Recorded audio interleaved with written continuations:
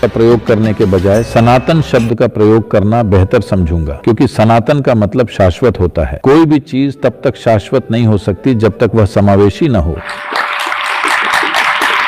तो जब हम सनातन कहते हैं, हम एक शाश्वत धर्म की बात करते हैं। धर्म का मतलब कोई रिलीजन नहीं है। दुर्भाग्य से यह शब्द इस तरह प्रचलित हो गया है, धर्म का मतलब रिलीजन नहीं है, धर्म का मतलब नियम है, एक शाश्वत नियम। आप शाश्वत नियमों तक कैसे पहुंचते हैं? कल्पना से नहीं, रूढ़ी से नहीं, ध्यान देकर, बाय ऑब्जर्वेशन, बल्कि अवलोकन और अनुभूति से आप सृष्टि के साथ तालमेल बिठाते हैं। सिर्फ वही सनातन हो सकता है।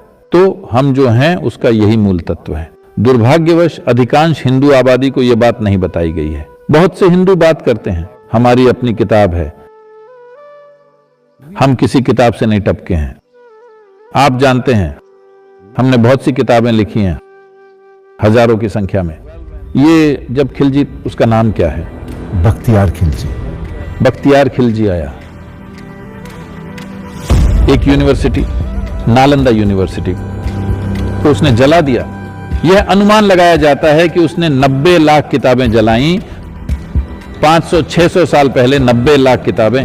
दुनिया में कहीं भी 90 लाख किताबें नहीं थीं, कहीं पर भी। और वे 6 महीने तक जलती रही। यही कहा जाता है। कुछ लोग कहते हैं 12 महीने तक, आप 6 महीने कह रहे हैं, इससे कोई फर्क नहीं पड़ता।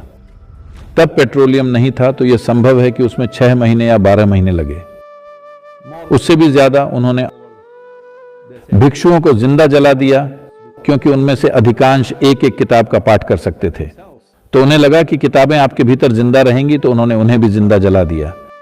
तो अविश्वसनीय चीज यह है कि आधुनिक भारत में उस इलाके को बख्तियारपुर का नाम दिया गया है।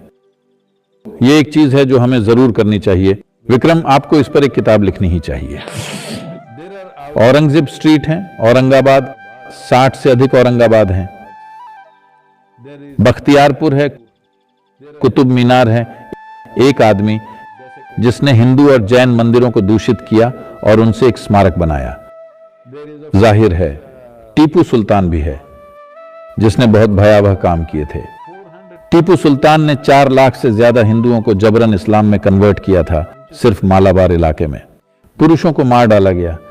कहते हैं एक इतिहास जो उसके अपने बेटे ने सही माना है, इसका मतलब ये असली है।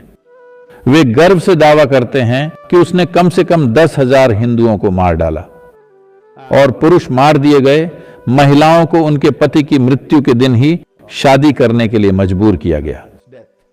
नहीं मानने पर उनके गुप्तांगों में गर्म लोहा डाल दिया जाता था। ऐसे काम किए गए। और मेरे मन में इस्लामी शासकों के खिलाफ कुछ नहीं है, क्योंकि वह हमारा इतिहास है। हमने उन्हें आने दिया और वे आए। जिन राजाओं ने परोपकार के साथ शासन किया, आप उनके नाम डालना चाहते हैं तो ठीक है, लेकिन हथियारों, बलात्कारियों, जिन लोगों ने आकर नरसंहार किए और सैकड़ों मंदिरों को अपवित्र किया, उनके नाम हमारे शहरों और सड़कों पर नहीं होने चाहिए। अभी हाल में किसी ने मुझे अपने घर पर आमंत्रित किया, क्योंकि वहां कुछ पायलट मिलने वाले थे। वे बोले, सदगुरु आपको आना चाहिए, आप एक लाइसेंस्ड पायलट हैं, आपको वहां होना चाहिए, वे पसंद करेंगे, सिर्फ 10 मिनट के लिए आकर चले जाइए। मैंने कहा ठीक है, मुझे पता दीजिए, मैं आ जाऊंगा। फिर उन्होंने मुझे पता दिया और उसमें था तुगलक रोड। मैंने कहा मैं नहीं आ रहा।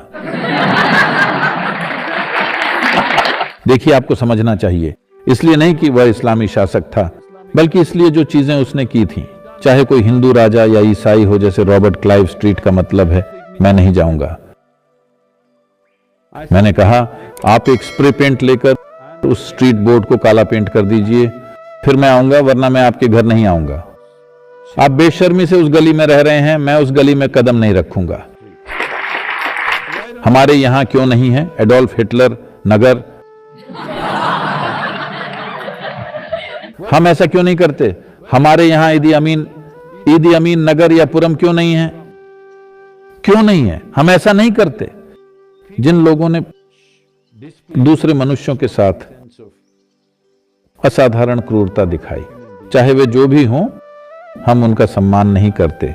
लेकिन आज इस देश में सैकड़ों नगर, गांव और शहर और सड़कें इन लोगों के नाम पर रखे गए हैं। मुझे विश्वास है कि आप बेहतर बता सकते हैं। मैं संख्याएं, नाम और तारीखें याद रखने में अच्छा नहीं हूं। हमारे कर्नाटक राज्य में भी टीपू जयंती होती है।